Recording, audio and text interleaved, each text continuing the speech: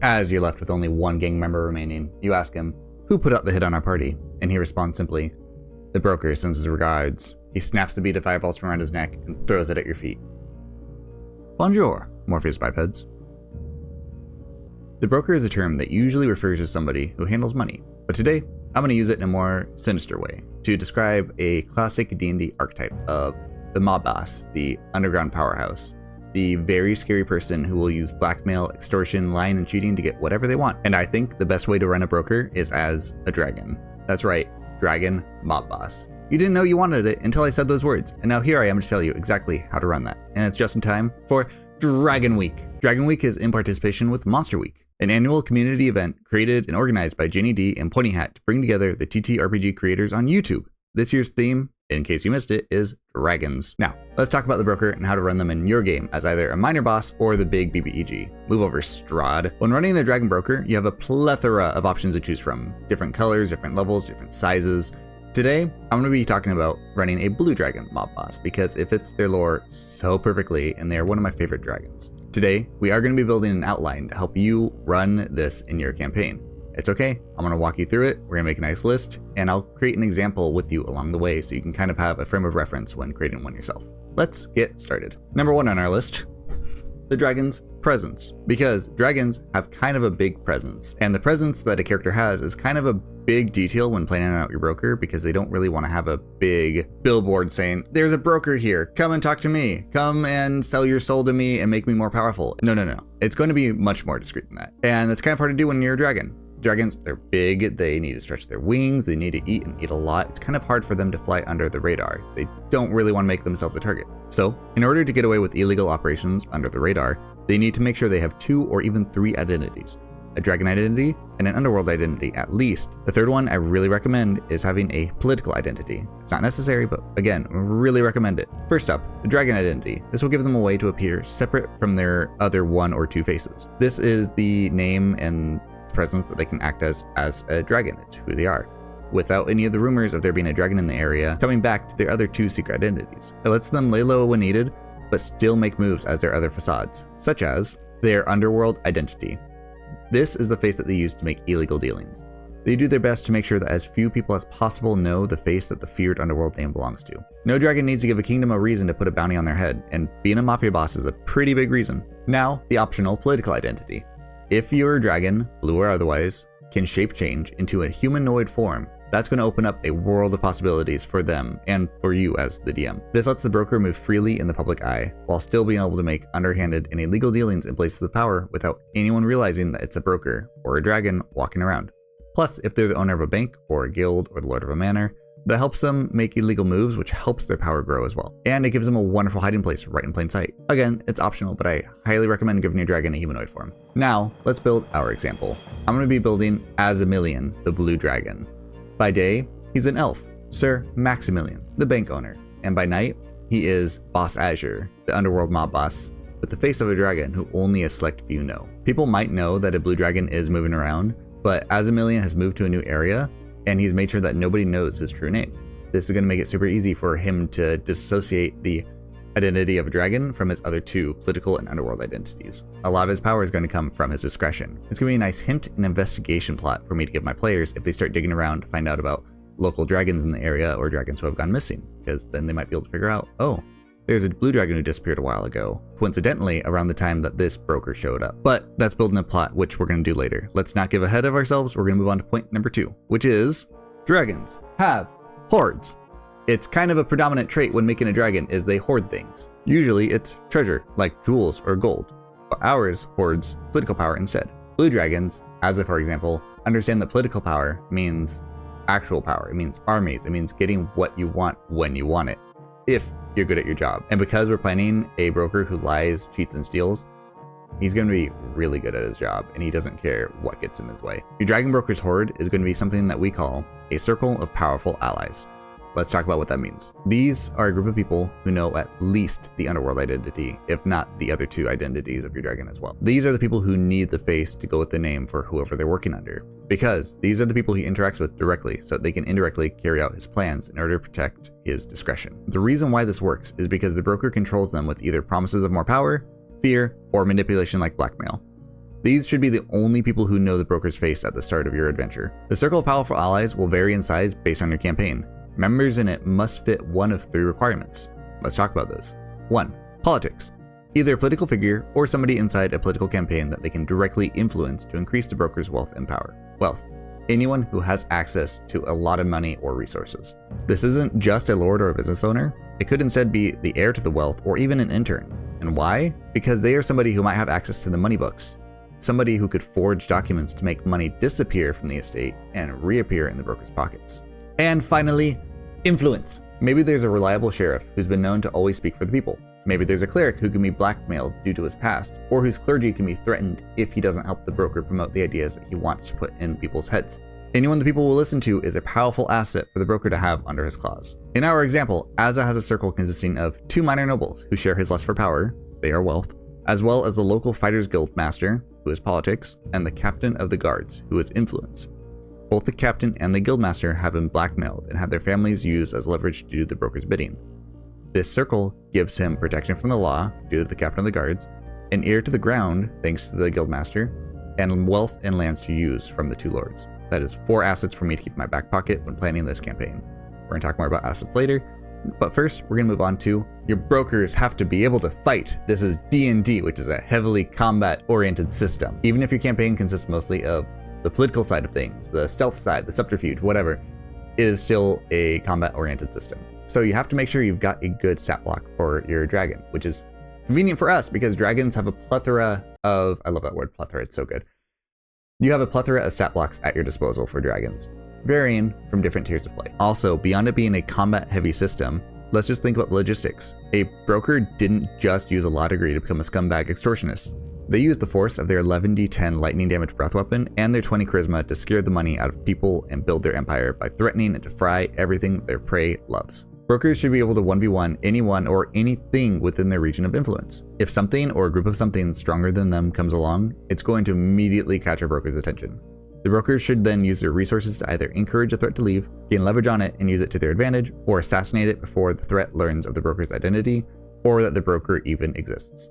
The more likely a creature is to threaten a broker's identity, and therefore their power, and therefore their hoard, the more drastic measures a broker, a dragon, will take to remove the threat before they become an issue. Brokers feel unstoppable when surrounded by powerful allies. Sure, just take a look at Doflamingo in One Piece, Aizen from Bleach, Pain in Naruto. Weeb ass nerd bitch. Okay, The Godfather, Al Capone, Voldemort, Sauron, Doctor Doom, Thanos, etc. These are huge threats of various scales who had hardly anyone in their respective stories who would want to fight them head on, let alone with their whole posse backing them up. This is because none of them started the story by drawing more attention than they could handle, and dealt with any potential threats before they could do anything. The nice thing is that a blue dragon is already formidable, and their stat blocks range throughout the tiers of play, as we discussed, so you just need to choose the one that fits your adventure accordingly. In our example, Azza will be an adult blue dragon CR16. This is going to be for my home campaign, where my players consist of 5 power gamers who are going to be level 10 by the time their adventure is going to come to an end and they will have that final fight. By the end of the campaign, they'll also have had plenty of chances to even the playing field by the time the confrontation is meant to happen. If they try taking him on any sooner or without any prep work, they better have come up with a really solid plan and have a miracle lined up.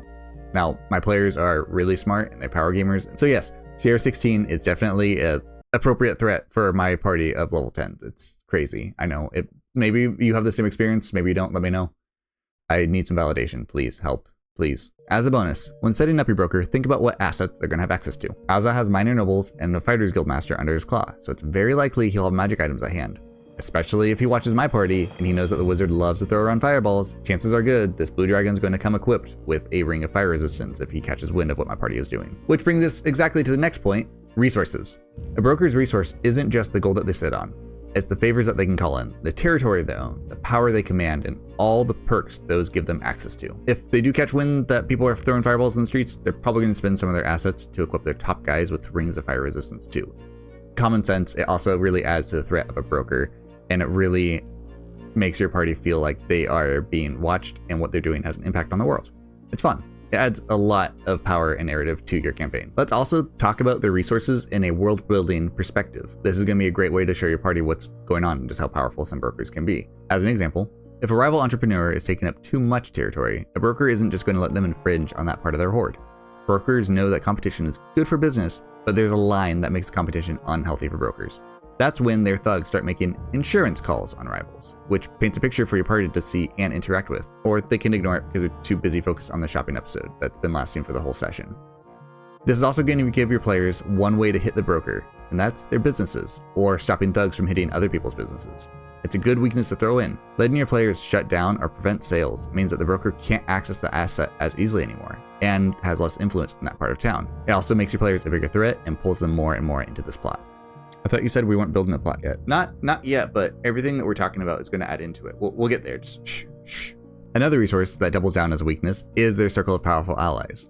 Why is it a weakness? Let's talk about it. By eliminating or removing people from the powerful circle of allies, that removes influence from the broker. By taking someone out in the circle of powerful allies, the party will have deprived the broker of those assets. They can do this either by fighting and defeating the broker's allies individually as a group, or maybe finding and completing alternate quests, like helping remove blackmail, or getting rid of the thing that the broker is using to extort someone. The final point we're going to make under resources is the boons that your broker has access to. This includes the assets we talked about before from their circle of powerful allies, as well as anything else you want to give them access to. In our example, Azza is going to have 6 boons I can call on as a DM. 2 boons will be from the Guildmaster in the form of 2 separate magic items I can add to his stat block based on what my party's main strategy is, if any, and how loud they are about it. If the broker never finds out that the cleric can cast Fireball, he won't be as prepared for fireballs. But again, if that cleric or wizard are spamming fireballs, Azza's gonna be ready with fire resistance. It's just a done deal. I want to make this clear.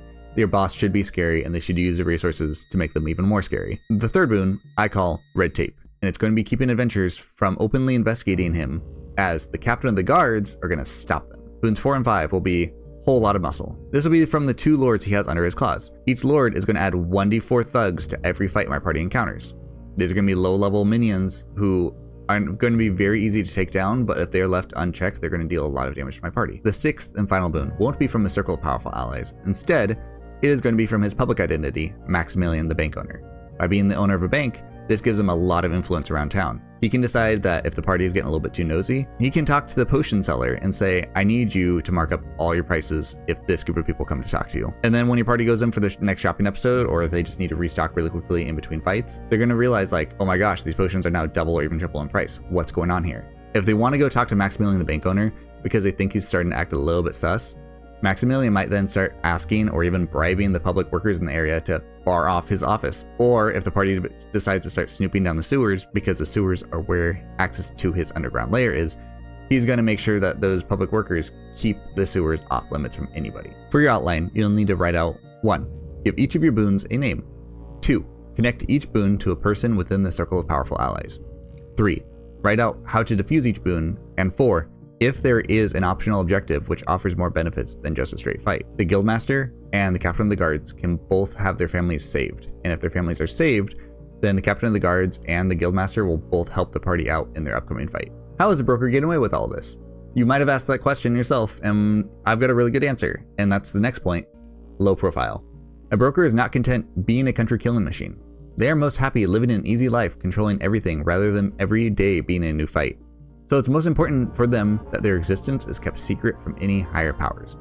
You now need to write down a few things. 1. What is the higher power or unwanted visitor who's close enough for the broker to be afraid of? Is it a kingdom, a village of giants, or another stronger dragon who's very territorial and would want to kill any other dragons in the area? And then 2, how these higher powers can come into play, what effect those would have, and how you want to bring them into the campaign. Wait, that's plot again. We're almost there. Trust me, we're almost to the plot. Just bear with me one more second. In our example, Azza is living in a city within a kingdom, and he doesn't want the king to know that there's a kingpin dragon in one of his cities. Otherwise, Azza will suddenly find a very large bounty on his head, which will only complicate things for him and make his operations way more difficult to continue. This now gives your party an alternate win con, or at least a potential side quest to find evidence and prove to the king that there's a dragon in one of his cities and extorting his people. Finally, we're here, we're building a plot. We can take a lot of these elements and put them together and talk about how you're going to pull your party in. You really need a plot for your broker, a quest line, a hook to pull your players into caring that the broker even exists. Does he target your party thinking that they're there to kill him? Do they witness or are the targets of a random mugging? Is there a police detective who needs outside help to learn who's pulling all of these crime strings around town? To build your plot, we're going to take what you've already written down. Look at the notes you have from hiding their presence, their hoard, resources, and low profile. This will all help you form a plot revolving around your broker. Use any ideas that have sparked up and follow a plot outline. I recommend using the 7-point plot by Dan Wells or the simpler 3-point plot outline. These are for writing a book, and this is a collaborative game, so just make sure you're aware that whatever your 3 or 7 plot points are, that they have some dynamic given to them, because chances are high that your party will do things their own way. I know, it's weird. Why won't they just do what they're told? I'm joking, of course. I do actually love the off-the-wall solutions that my party constantly comes up with. For me, in our example, Azza will be targeting a cleric. This cleric keeps putting his nose into the underworld to turn thugs from a life of crime. And he's loved by the citizens, but he can't be bought, and that's an issue. He's going to be leaving on a pilgrimage soon, and the broker has hired thugs to take the cleric out when he leaves town. The first plot for the party's game will be witnessing the attempted assassination on the road, and getting involved when the cleric asks for help. Bonus points if anybody in your group worships a deity, because I know my group usually does, and so I'm going to give this cleric that same deity to really bring them into wanting to help this cleric out. From there, he offers them shelter and payment and heads back to town to treat his injuries, saying his pilgrimage will have to wait because somebody wants him dead and he's got to figure it out. He then offers to pay the party if they can bring back any information on who's trying to kill him as long as they're in town. From there, I'll make sure to put my players on the defensive by throwing things at them that's going to constantly bring them back into the plot, because I know early on to a game, something I've learned is that players have a hard time finding out what to do next. So it's really important as a DM within your first plot point to give your players stuff to do. And not just to give them stuff to do like blank on a map, but to push them into things. It's not quite railroading because you're not like forcing them to do stuff, but if you're throwing thugs in their way or offering them money to get to the next point, or if you are making it so somebody approaches them to talk about something or to ask them for a favor, that's putting them on the defensive, that's making them reactive. And that's kind of how you want to begin until you can get them really invested into the plot. From there, the next plot point is actually going to be based a lot off of what your table's playstyle is. One of the best parts about this archetype is that it can be inserted into almost any campaign because he works with most styles of games, whether your table is all about 8-hour dungeon crawling adventures, or 2-hour social encounters with mystery and exploration thrown in, or anything in between. The broker makes such an excellent detour villain, or even a full campaign BBEG. Dragon brokers are scalable. Yes, they're full of skills, but also the power can be scaled. As we talked about earlier, you're going to want to make sure that you have the stat block appropriate to what your party is doing. You can throw them into an early tier game by going with a young dragon, throw them into a mid tier game with an adult dragon, and then you can even go for a party of level 20 players and throw them against an ancient red dragon. Again, giving him a stat block appropriate to your party level, and giving him as big and powerful of a circle of allies as you need to size it for your group. If you have 3 players, maybe keeping the broker to 3 powerful allies will make it feel less hopeless and more doable. If you have a party of 6 to 7 players, in which case you have my sympathy, then giving him like 5 to 6 powerful allies to deal with is also an option. They could also be a circle of 3 very powerful enemies, or 5 to 6 kind of strong enemies, or 10 super hard enemies, because you know your party is just going to find a way to launch them all into the sun anyway, so why even bother? Hug. Just remember, the more powerful of enemies you throw in, the longer this arc will take for your players to get through, unless they want to fight 7 mini-bosses and the BBEG all at the same time. For the combat inclined tables, it's as easy as this. Have your party encounter gang members trying to rob them, so they beat them up. Oh, now more of them are looking for your party around town. And they've taken a hostage or stolen a magic item your party wants. Guess they'll have to beat them up to find out where you're keeping the plot. Oh, now your party is hiding from the law for disturbing the peace. But now your party's upset because that's a lie. I guess they gotta go confront the captain of the guards. Oh, now they know he's being blackmailed. And he's being blackmailed by the man who stole your thing. So he's gonna tell you, go find that man, go beat him up, go get your thing. Now, you set up a fight through an underground dungeon crawl of gangsters trying to find the BBEG with the thing. You get to the big reveal. He's a dragon. Whoa, they get to beat up the dragon. It was a dungeon with a dragon in it. Whoa. On the opposite side, let's look at how a party of socially and investigatedly, and people who like to look around at in their D&D games, how they would handle this situation. God, I need a nap.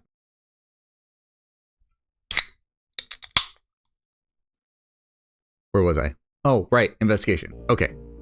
Start with the intrigue, a plot device you've set up to pull them in. Then throw the obstacles in their way. Maybe a local king has hired them as outsiders to find out why the taxes aren't adding up, or why citizens keep disappearing. The party can learn about low-key gang activity and then want to learn more to help them with their plot. Maybe they infiltrate the gang or strategically take out persons of interest to interrogate them. From there, they can then learn about the broker through pieces of the puzzle that you leave around the plot. But then your party of investigators find out that they can't win in a straight fight. This is a dragon. How do they go from there? Do they set up a trap, start an uprising, or find enough evidence to try and escape town to tell the king? Is success going to feel better by letting an army handle it or by going in themselves? Maybe a mix of both. This is the best part. I know I said that before, but really this is the best part. It's all about your players' choices. This is a player-driven story where their choices actually matter and decide the outcome of the game. As a DM, you can inform them of their options if they get stuck. Like maybe your players get distracted or too stuck in the D&D mindset of kill it by hitting it really hard, and they start to feel trapped because they don't think of viable non-combat options. So as a DM, just remind them gently, the king did offer a reward for your party to find out any information on why people are disappearing or why the tactics aren't adding up. You know what's going on, going back to regroup is totally something your party would think to do. I mean, we are all human, and sometimes we forget even simple logic when it comes to playing games. Honestly, that's just good general advice, not just for handling the broker. So once again, I'll bring up the idea of a friendly detective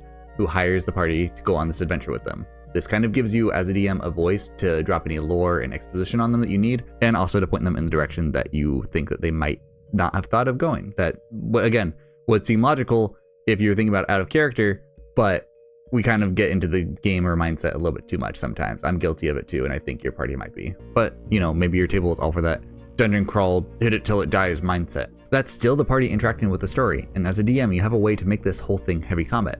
Do what works for you and your table to make it fun for everybody involved. In my example, for Aza, I have a table that consists mostly of combat-hungry players, so we have a combat encounter at least 2 out of every 3 sessions, with intrigue and social deduction and investigation and mystery going on in between all that. So the outline I would use would be roughly introducing the hook, the cleric, having gangsters target them for interacting with the hook, put them on the path of investigating who's in charge by paying them, creating political intrigue through the bad guys attempting to bribe the party, leave clues about the broker's identities after every combat and social encounter, turn up the heat on my players by making the combats more dangerous as they get closer to uncovering the identity of the broker, and then the final encounter where we find out if they figured it out first and are truly prepared, or hadn't quite put things together yet and will be in for a rough fight, and a bit of a shock as the dragon appears to fight them. This offers the chance for my players to fight the amount that they want and still progress the plot, but also feel like they can use their social and exploration skills to move forward too. And then it rewards them for anything that they can figure out by either taking resources away from the broker or adding more assets and power to my players before that final confrontation. And again, it's all player choice driven to decide how they want to deal with things based on the prompts that you give them. Just like how the plot was built up from all the points we talked about before, this last piece is going to spice up all of the points that we talked before. The vibe. Now that we know what we're working with for our broker, we need to find out what he looks like. The theme, looks, and vibe of your broker can make or break them as a memorable villain. Are they suave and dressed to impress? Rugged and roguish? Are they the Jack the Ripper style? Actually, Jack the Ripper would be an awesome villain. I need to write that down and make a video about that later. Anyway, back on track. Write down 3 defining characteristics of your broker and their organization. Number 1, their theme as a whole. It's like the dragon's personality. Having a theme that transcends their identities, a common connection between the identities, will really help them feel like a real mystery villain to solve. So keep the theme consistent because it'll be a clue for the story arc. Maybe your players will figure out the mystery of the broker immediately, or maybe you'll need to spell it out for them during the final showdown. Hey guys, have you noticed that the mayor talks in haikus and the gang members are fighting wear like Edo period Japanese clothing and all of their notes are written in like very fancy poetry? Really weird, interesting. I'm not at all bitter about my players missing my clues or my hints. Anyway, moving on. Themes should be something you read as a DM and can immediately get back into the broker's headspace, like high society snob, sociopathic narcissist, grandiose inventor, charismatic cult leader. Next, the underworld identities style. Examples include 1920s gangster, steampunk pirate, high society vampire, etc. No, not vampire like vampire dragon, although that's also a really banger idea. I need to write that down and make a video about that too. Anyways, I'm just talking about having a style where they look and talk like Dracula from Castlevania, or maybe like Alucard from Helsing.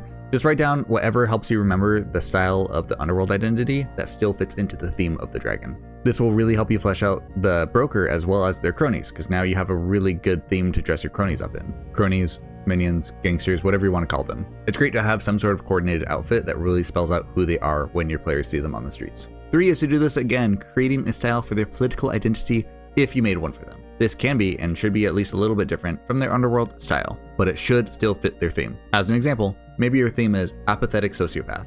So if their broker style is Al Capone by night, maybe by day their social identity is an elegant gentleman, or a private school gym coach. I don't know. Dig down deep and find any traumas you have against any authoritative figures in your life. Trauma is a really good inspiration, and it's a little bit cathartic to write down. So long as the style is sticking to the theme, an apathetic and sociopathic dragon, it works. Maybe the dragon will try to hide the apathy or the sociopathy, but it should still be there as a clue, a binding feature when he's wearing either of his identities. Example for Azza, his theme is suave megalomaniac. He's obsessed with power and uses high charisma to get what he wants, mainly more power. His underworld identity, Boss Azure, will have the style of the previously mentioned 1920s gangster Al Capone. This lines up with his theme and gives me an aesthetic when creating his minions. Business suits, fedoras, and use of suave intimidation and brutality to control the town with fear. His political identity, Maximilian, will have the style of an egotistical control freak. He'll be very full of himself and offer solutions to the city which give him more control over anyone he can. These styles and themes tie together, so that no matter what identity he's portraying, he'll be full of himself, use charisma first, and make sure that every situation benefits him. In order to avoid confusion and my players saying I'm using too many red herrings, I won't have another egotistical figure in my campaign unless they directly work under the broker. That way they at least tie back to who their boss is. Again, part of running in a broker is that mystery of finding out who he is. You don't want every single political or powerful figure in your campaign to be the broker, but there should definitely be a couple of, maybe not entirely red herrings, but other people who are worth investigating to find out that they are not the broker before they can suss down the suspect to one person. Part of running a broker is the mystery of who he is. You don't want to have too many people who fit that theme because it could get too confusing and your party might get too pigeonholed focusing on the wrong person, which could be a fun reveal near the end, but it's actually not really fun as a player to be too focused on the wrong person for the whole campaign. So just a little bit of advice, make sure that the theme really only fits the one person, or maybe people under him, so that no matter who your players are fixated on, it all goes back to the broker at the top. The last part about your theme is that it does not have to come last. You can actually figure out your theme at any point in this list. If you need to figure the theme out first before writing down what their motivations are or what their personalities are, that's fine. If you need everything figured out down to the plot before you can decide what the aesthetic is, also cool. Just do whatever works for you. And that's it. With the outline done, you're ready to insert a broker into your campaign, whether it's ongoing or hasn't even started yet, or scheduling conflicts continue to be the real BBEG of your games. Sucks, I know. But stay strong, create your list, and remember to make sure you're drinking water. Oh, also subscribe.